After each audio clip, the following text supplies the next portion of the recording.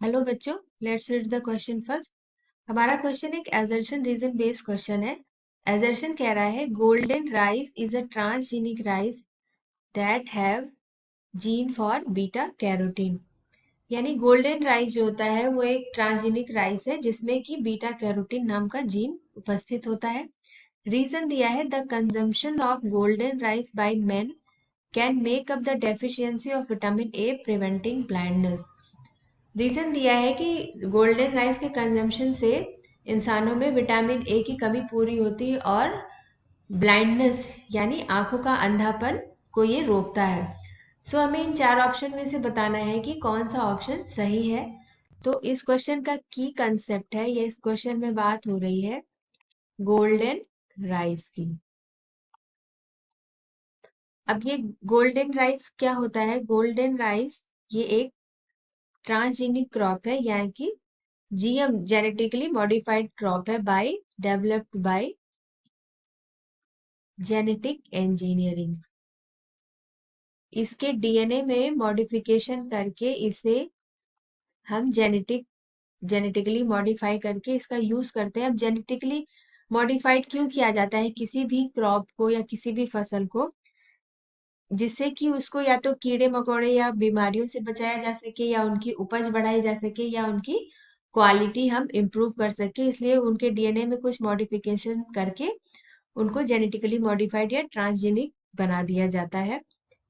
अब जो normal rice होता है यानी आम चावल जो होता है उसमें बीटा कैरोटीन नहीं होता है, does not have beta carotene. So beta carotene को चावल में ऐड करने के लिए चावल को जेनेटिकली मॉडिफाइड करके हमने जो गोल्डन राइस बनाया, सो गोल्डन राइस में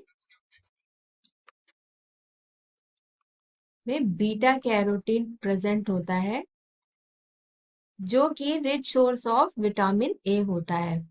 रिच सोर्स ऑफ विटामिन ए।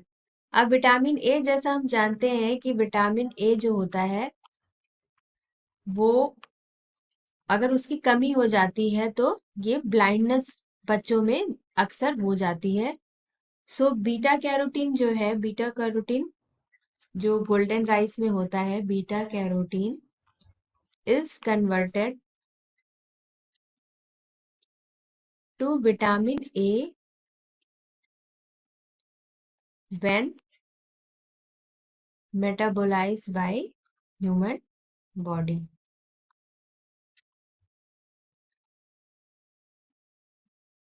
यानी कि जब मानव या इंसान गोल्डन राइस को कंज्यूम करता है तो उसकी बॉडी में मेटाबॉलिज्म होती है जिससे कि बीटा कैरोटीन जो गोल्डन राइस में पाया जाता है वो विटामिन ए में परिवर्तित हो जाता है, और ये विटामिन ए बच्चों में ब्लाइंडनेस की रोकथाम के लिए बहुत जरूरी होता है। सो अब हम आंसर देखें तो असर्शन भी हमारा सही है, रीजन भी सही है। सो इसका करेक्ट आंसर होगा कि both A and R are true but R is not the correct explanation of A. यानी कि रीजन जो है वो असर्शन को प्रूव नहीं करता है, लेकिन दोनों स्टेटमेंट सही है। So correct option is, final answer to the question is option B. I hope you understood the question very well. Thank you very much. Best of luck.